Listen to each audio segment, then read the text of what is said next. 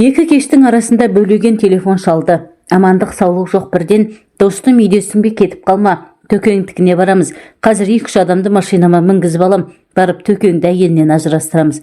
Не болып қалды, тыныштық па өзі? Сұрама, өткенде айтып едім ғой. Сол рас шықты деп бөлеген ұялы телефонды өшіре салды. Біз кешкі асты енді ішіп болып еді. Қарсы алдымда отырған Марияш кім ол, не дейді? Не боп қапты деп сұрақтың астын алды. Звондап жатқан бөлеген екенін, өзімнің де онша түсінбегенімді, қазір оның ағасы Төлегеннің үйіне баратынымызды айтып, әзер құтылдым. Ал егер Төлегенді әйелінен ажыратуға бара жатқанымды айтар болсам, онда анық тергеудің астында қалар едім. Темекімде үзгіме қыстырып, балконға шықтым.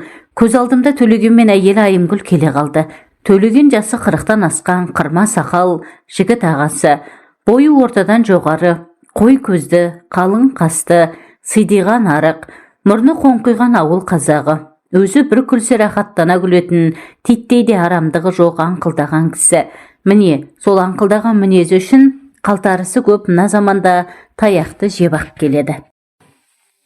10 жылдық мектепті бітіріп әскерге барып келген соң әкесі марқұм тірі кезінде атастырып қойған Маржанға үйленді. Маржан үңкінің баласындай кірпігі жыпылықтаған қыз еді. Бізден бір класс жоғары оқитын. Мектепті де бітірмей Төлегенге күйеуге шығып кетті.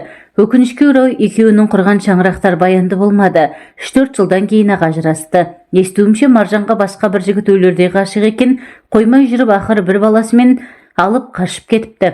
Сондықтан оларды ажырасты деуге де келмес. Ыза болған Төлеген әйелінің үйде қалған көйлек көншегін, төркініне келген көрпе жастығын қораның қақ ортасына жинап, от қойып өртейді де ертесіне Шымкент қайдасың деп тартып отырады. Бұл кезде біз інісі Бөлеген екеуміз институттың 2-ші курсында оқитынбыз. Жатақхананың комендантымен келісіп, Төлегенге орын алып бердік.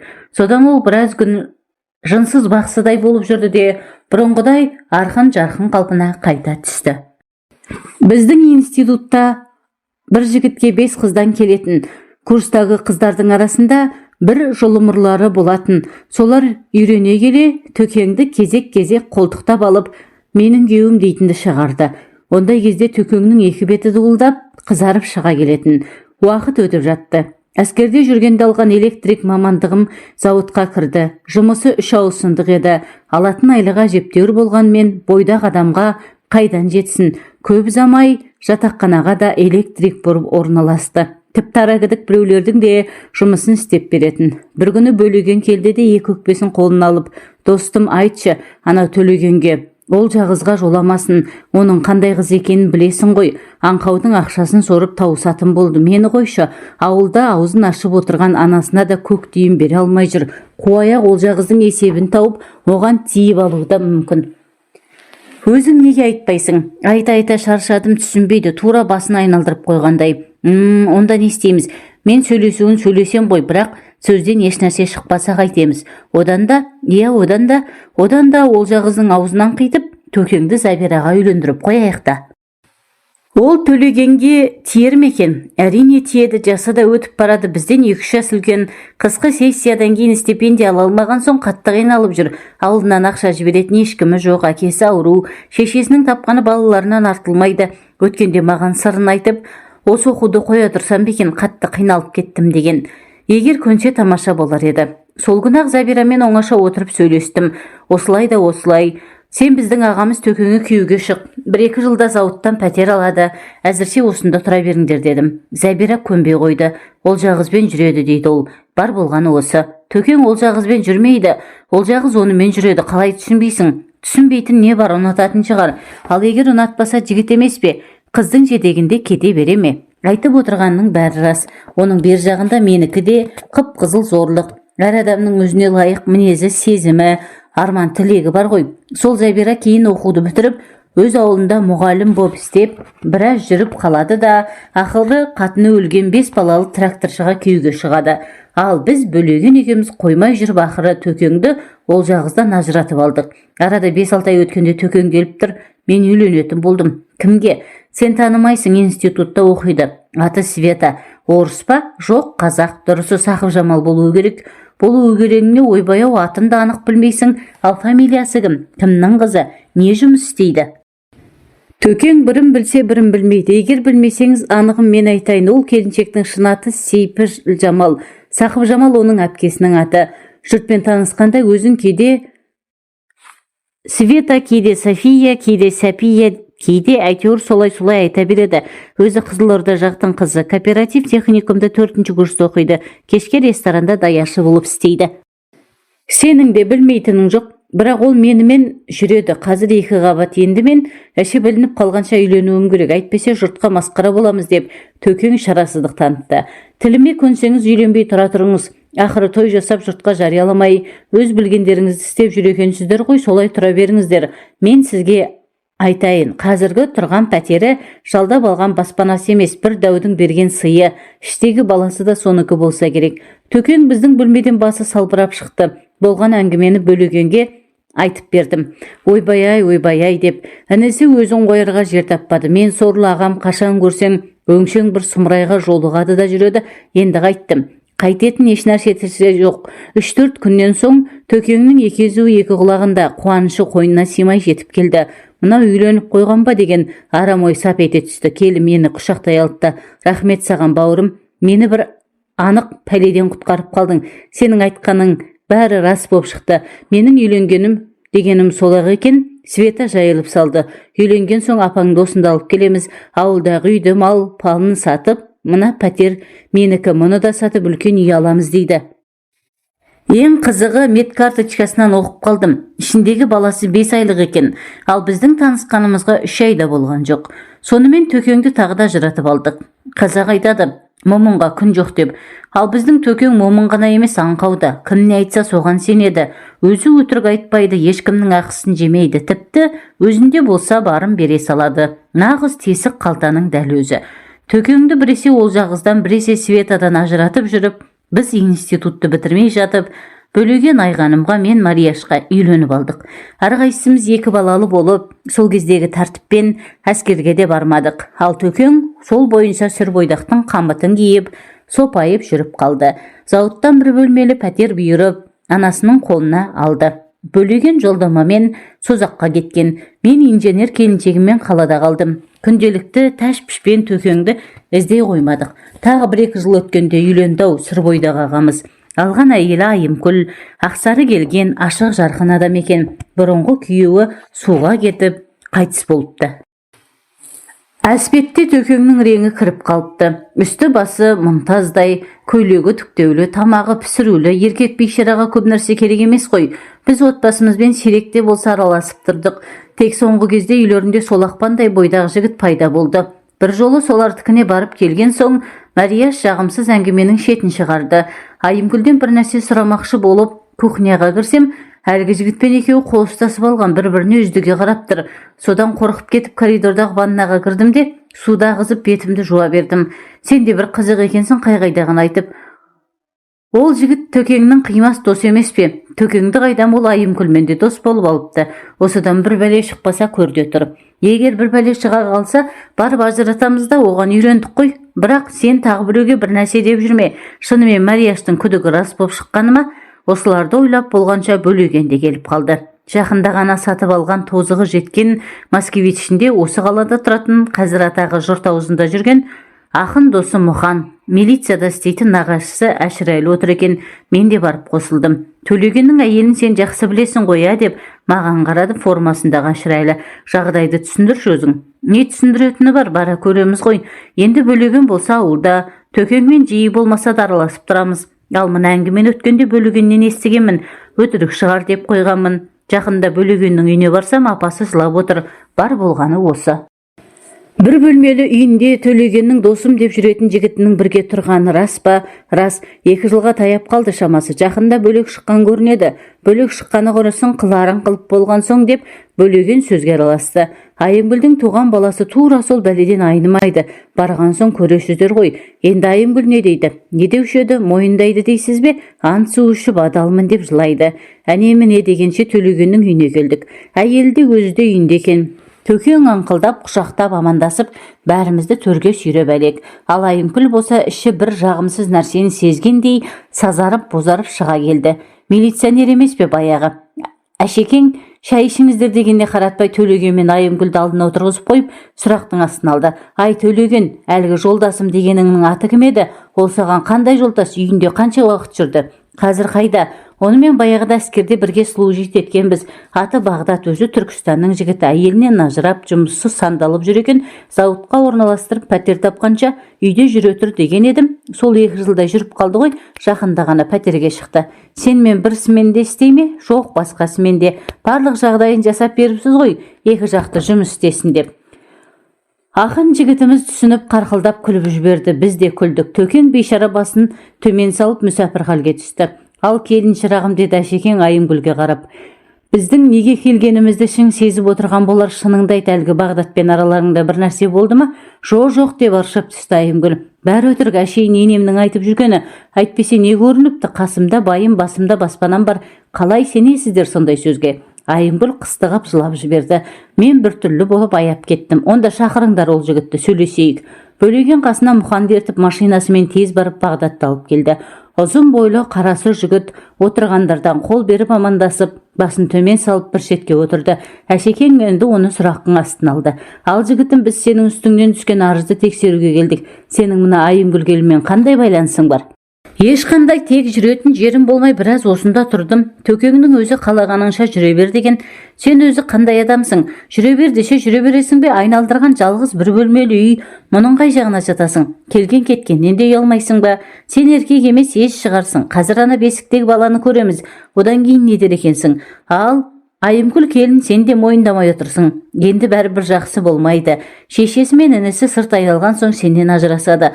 Одан да мына жігітпен байланысқан болсаң, мойында да осының етегінен ұста, деді Әшекең ашу шақырып зілдене сөйлеп. Мыналардың жүріс-тұрысынан, бұған айтқан сөздерінен бәленің бәрін біліп қойды ғой деймін.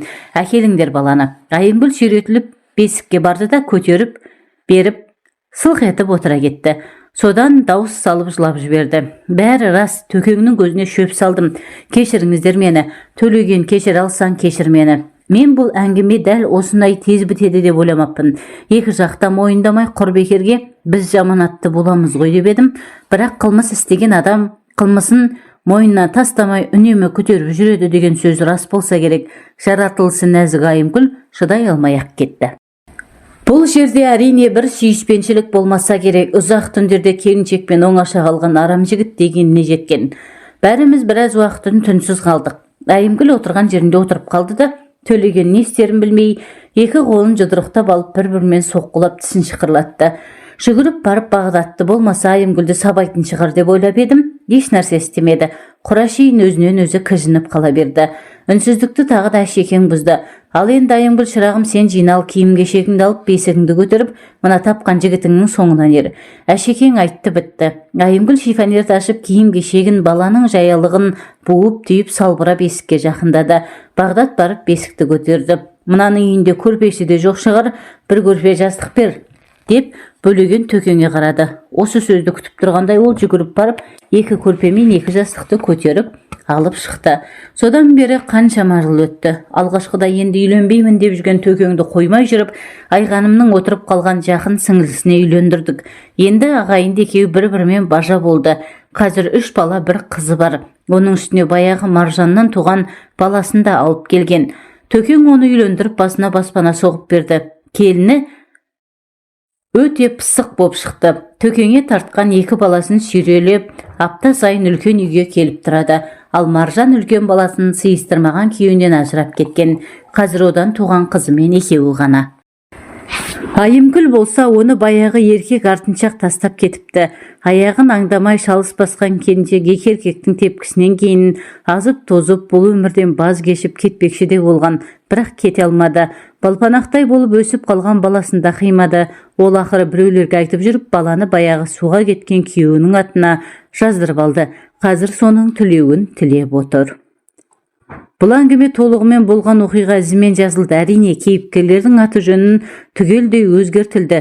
Егер олар бұл әңгімені оқи қалса, өздерін тез танып алары анық. Кей кезде Төкеңнің тағдырын араласып жүрген тұрған қыз келіншектерінен ажырастырғанымыз дұрыс пе еді, жоқ бұрыс пе еді деп ойлап қоямын. Ей жігіттер, деді Сабаз, Сендердің ертектеріңе әбден тойдым. Ана қызбен таныстым, мына қызбен жүрдім дейсіңдер. Осы бұл жылдардың десіп келе жатқаныма биыл тура 5 жыл толады. Тындырған түктерің жоқ. Тек мына Оралбай ғана нағыз жігіт 2 рет үйленіп үлгерді. Қане келісіп алайық. Қазір мен мына бөтелкені айналдырамын. Аузы кімге қараса сол шынын айтатын болсын. Біз 5 жігіт едік. Соңғы курстың студенттеріміз. Жылдағыдай мақта терімінде жүріп жатырмыз. Кешелі бері жауған жауын жан рахаты болды. Көрпенің астына кіріп алып ұйықтадық ай келіп. Енді міне оңашаланып алып совхоздың қызыл виносын ермек қылып жатырмыз. Сабаз винодан босаған шөлмекті шыр айналдырды. Бөтелкенің аузы Есентайға қарап тоқтады. Ал Есентай шыныңды айт деді. Сабаз жағадан алғандай болып, қанша қыздың шаруасын бітірдің? Ешкімнің де деп шыр ете қалды Есентай. Мен қыздардың қолын алып амандасқаным болмаса, одан әріге барған емеспін. Жаның шықсын деді Боранбай. Өткенде айтып едің ғой, Гүлжанмен болдым деп. Кешір деді Есентай жалбарына қарап. Әшейін аузымнан шығып кетіпті. Ай сілімтік-ай, өзім де солай ойлап едім. Осыдан ондай еркекті қайдан шықсын деп. Мен Есентайды жақсы білемін. Бір қарағанда қабілетті жігіт, сабақты жақсы оқиды, аздап домбыра тартып әнде салады. Спортсмен, институт футбол командасының қақпақшысы, әттең, ерік күші жоқ. Кім не айтса соны орындауға мәстір. Есентайдың Гүлжанмен жүргенін де рас. Онда да қыздың икемдеуімен. Кім білсін, пысық Гүлжан институтты бітірген соң сопайу ауылға қайтпай-ақ қояйын. Осы бір сыдырғы Есентайға тиіп алайын деді ме. Курстас құрбысының үйлену тойынан шығып, шүрегендей қылып жатын бөлмесіне алып келсе де, таң атқанға дейін түк бітірмепті ғой Есентай. Есентай, сен түсінікті болдың деп Сабаз бөтелкені алып қайта айналдырды. Кезек Оралбайға келді. Менің сырымды бәрін білесің ғой. Несін айтамын деп қашқақтады ол. Бірінші қатыныңды қалай алдың? Кейіннен неге қоя бердің, соныңды айт деп мәселені төтесінен қойды Сабаз. Айтсам, менің әке-шешем кәрі кісілер ғой. Бұрынғы туған балалары бірінен кейін бір шетінеп, жалғыз өзімді әзер ұстап қалыпты. Жасым 18-ге толар-толмаста қойырда қоймай үйленуге көндірді. Сол бірінші курсты бітірген жылы жазда әперем деген қызын алмай өзім ұнататын Ақсұлуды алып қаштым ғой. Шындығында мен өзім емес, ауылда қалған ұрдажық құрдастарым көрші ауылдан алып қашып келді. Бірақ сүйдім деген Ақсұлуым көнбей қойсын. Ауылдың барлық қатындары жабылып, басына орамал сала алмады. Ақыры болмаған соң жеңгем, еркек болсаң әрекетіңді қыл деп құлағыма сыбырлап, мені қыз отырған бөлмеге кіргізіп жіберді. Ақсұлу жаным деп қасына жақындап барып едім, қатты бір нәрсемен бетіме салып кеп жібергені көзімнің оты жарқ етті. Мұрнымда зақымданған болу керек, жылымшыған саулап қоя берді. Теріс айналып тұра жүгірдім. Сонымен не болды? Не болушы еді? Мұрнынан қан аққанды әзер тоқтаттым. Ақсұлуды үйіне апартқызып тастадым да сол түні әкем айтқан қызды алып келдім. Бірақ бірге тұра алмадық. Сендерге өтірік, мағансың тура тіреуліктерсің. Тұр десең тұрады, жат десең жатады. Не қылығы жоқ, не сөзі жоқ, мыңқ етпейді. Айналып келіп үндемей тірлігін істей береді. Тіпті ажырасқанда да ләм-мим демеді. Мына Сабаздың 2 қыз алды дегені осы. Жігіттер, сен қыз алмағансың, қуыршақ алғансың деп әбден күліп алды. Бір-бірден қырлы стаканды толтырып алып, тартып жібердік. Тағы бір шөлмек босады. Сабаз бөтелкені шыр айналдырып еді, енді аузы өзіне қарап қалды. Мен соңынан айтайын деп Сабаз бөтелкені маған ыңғайламақшы болды. Төрде отырған Боранбай гүр етті. Қазір айтасың, жасызда бізден үлкенірек, кеуделі де келісті келген Боранбай біздің көшбасшымыз секілді. Төменгі курстың студенттерін есіктегі бөлмеге асырып тастап, бүгінгі оңаша отырысты ұйымдастырғанда сол. Біздің тұяғымыз да қимылдаған жоқ. Боранбай айтатындай інішектердің бірі вино, бірі шай әкеліп есікті сыртынан жауып шығып кеткен. Мен айтсам деп біраз ойланып қалды Сабаз. Өздеріңе талай айтқан Теңгегүл мен Баян туралы хикаялардың бәрі рас. Менен бір класс жоғары оқитын Теңгегүл маған махаббаттың қыр-сырын үйретіп, ақыры мектеп бітірген жылы әскерден келген жігітке күйеуге түйіп алды ғой. Ғашықтыққа елтіп қалған мен байғұс өзімді қойырға жер таппадым. Тіпті асылып өлмекші де болдым. Бірақ жан тәтті ме жоқ, сол жігітті өлтіруім керек деп өзіме серт бергендіктен бе әйтеуір әзірге дейін аман жүрмін ғой. Сабаз өзінің сөзіне өзі бір күліп алды. Ал Баян өзі жұдырықтай, өзі әдемі қылықты бәле еді ғой. Турасын айтсам, Баян Теңгегүлдің ағасының қызы еді. Алғашқыда менің хатымды Теңгегүлге тасып жүретін, кейіннен екеуміз жүріп кеттік. Мен осында 1-ші курсты бітірген жылы Алматыға барып оқуға түсті де, бір аспиранттың үйінен бірақ шықты. Ай Сабаз, өзің айтпақшы былшылдай бермей төтесіне көш деп гүжілдеді Боранбай. Төтесіне көшсем, менің бетімді алғаш ашқан сол Теңгегүл болды. Мектепте жүргенде ме деп елең ете қалды Есентай. Жоқ, осыдан 2 жыл бұрын күздің күні еді. Советский көшесімен салып ұрып келе жатсам, менен көзін алмай Теңгегүл алдымнан шыға келсін, күйеуге тигелі көрмеппін. Екеуміздің хикаямыз мектепке ғана емес, бүкіл ауылға аян болған еді. Оның бер жағында бізге ағайын болып келетін күйеуі қызғаншақ деп еститінмін. Не керек өкпелеген түр танытып Теңгегүлге бір ретте жолықпағанмын. Иә, жігіт қалың қалай деп жайраңдап амандасты ол. Қыз кезінде етсең деді, әжептәуір ысылыпты. Жағы сопайып, көзі бақырайып, солқылдақ келіншек болыпты. Екеуміз аттам жердегі саябаққа барып, ұзақ әңгімелестік. Сені сағындым деді ол. Қатты сағындым. Мектепте жүргенде біздің махаббатымыз жай әшейін ермек көрінетін. Мен сені әпкең сияқты жақсы көретінмін, бірақ кейін күйеуге шыққан соң қатты өкіндім. Теңгегүл мені сол күні кешке осындағы әпкесінің үйіне шақырды. Барсам 4 адамға лайықтап стол жасап қойыпты. Жездем мен әпкем жұмыстарынан кешігіп жатыр, келіп қалар деп дастархан басына шақырды. Тамақ жедік, бөтелкелерді алып коньяк іштік. Патефонға пластина қойып екеуден екеу биледік. Ақыры ешкімнің де келмейтіні анық болды. Теңгегүл мені төсекке қарай жетеледі. Қарсыласқаным жоқ. Сол күні таң атқанша өң мен түстің арасындағыдай күй кештім. Теңгегүл бірде ыңырсып, бірде қыстыға жылап, құшақтап сүйіп, есімнен тандырды. Мен өзімнің не істеп не қойғанымды білмедім. Таң ата ұйықтап кетіппін. Түс қайтқанда әзер ояндық. Зәр қыстап кеткен екен. Жуынып шайынып дастархан басына қайтарылдық. Сен бала жігіт болып қалыпсың ғой деп сықылықтап күлді Теңгегүл. Менің қыздығым саған бұйырмаған еді, есесіне сен мені ауыздандырдым. Соңғыла Теңгегүл менің әлі ешкімнің етегін көтермегенімді қайдан біліп қойды екен. Орнымнан тұрып барып сүймекші болып едім, жолатпады. Жә жетер енді, осы тойғаныңа риза бол. Сағынып келіп едім, мауқым басылды. Сен менің алғашқы да соңғы махаббатым болып қала бересің. Мен ертең елге қайтамын. Іздеп әуре болма. Жоқ деп айқайлап жібердім. Мен сенен енді айырылмаймын. Мәңгі бақи бірге боламыз. Мен сені сүйемін, Теңгегүл. Имандай шыным. Сенсіз өмір сүре алмаймын. Мен жылап жібердім. Көзімнен жас парлап ақты. Жүгіріп барып Теңгегүлді құшақтап сүймекке тағы әрекеттендім. Тоқтат деп ашулы тіл қатты Теңгегүл. Мен сені жігіт болыпсың деп бекер айтыппын. Әлі бала екенсің, есіңді жи, мен біреудің басыбайлы қатынымын. Кімді алғаш көрсем, сонымен ағарамын. Теңгегүлдің діні қатты екенін бұрыннан білетінмін. Мына тірлігіне түсінбей қалдым. Әйел баласының қитұрқысы көп деуші еді әкем, рас екен. Не керек басым салбырап жатақханаға қайттым. Сабаздың әңгімесінен кейін бәріміз үнсіз қалыппыз. Есентай құй деп әмір берді Боранбай. Қырлы стакандарды соғыстырып тағы ішіп алдық. Әй Сабаз, одан кейін не болды деп сұрады Оралбай. Ештеңе де болған жоқ, Теңгегүлді қайтып көрген емеспін. Іздеп бармақшы боп талай оқталдым, бірақ бара алмадым. Ал Баян ше? Ол Баянның күйеуі параламын деп сотталып кеткен. Осында оқитын құрбысының жақында сәлем айтып адресін беріпті. Хабарласуға құлқым болмады. Ал болдыңдар ма деп сөзге ыңғайланды Боранбай. Ал мына коммунистен бәрібір ешнәрсе шықпайды деп мені нұсқады. Өліп өшкен Анжеласының некесін қиып той жасағанға дейін бір тал шашын жерге түсірмейді. Енді мен тыңдаңдар. Ауылдағы орталау мектепті бітірген соң әрі қарай оқи алмадым. Жақын жерде орта мектепте болмады. Оның үстіне әкем жылқы бағуға жәрдемші де керек болды.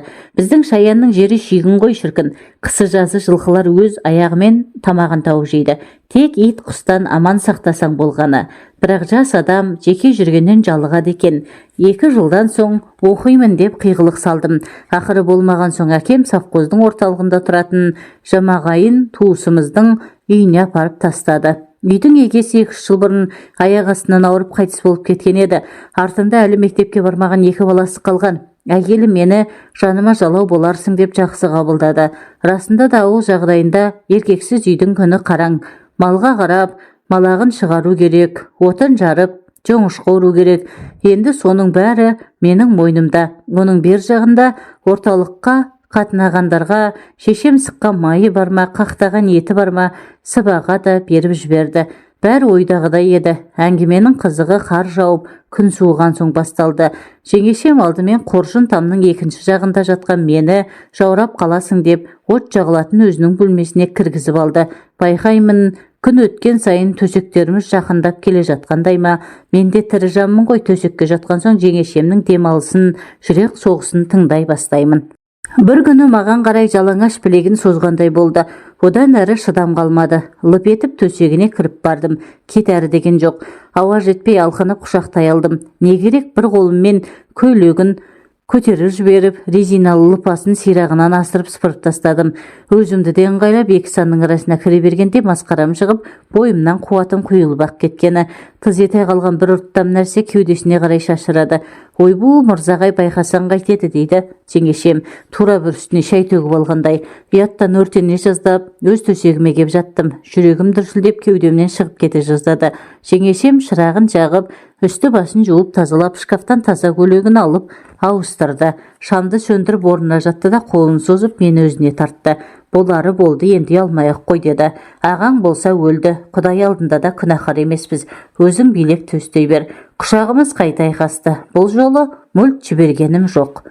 Ертеңнен бастап үйге бөтен біреу қонып қалмаса төсекті бірге салатын болды. Тура ерлі зайыптылардай тұрып жаттық. Тіпті каникул кезінде де қора салуды сылтауратып осында қалып қойдым. Мектепті бітіріп қалаға аттанарда жылап тұрып көңілдегісін айтты. Мырзаға айналайын, байымнан көрмеген қызығымды сенен көрдім. Енді аяғыңа тұсау болмайын, оқуыңды жалғастыр. Бірақ үйленгеніңе шейін мені ұмытып кетпе. Тағы бір айтайын дегенім, менің ішімде 3 айлық бала бар. Мақұл десең сенің ескерткішің болсын, туып алайын. Жұрт өсек қылса қыла берсін, кімнің көлеңкесі түсіп жүреді маған. Қалауың білсін деді мен. Боранбай, сен қазір де бір жесір келіншектің үйінде квартирада тұрмайсың ба деп сөзге қыстырылдым. Иә, сол жеңгем ғой. 1-2 жыл күліп қарсы алып, жылап шығарып салып жүрді де, ақыры қалаға көшіп келген. Осыдан барған соң некеге тұрмақшымын. Осы кештен кейін Боранбайға аса бір құрметпен қарайтын болдым.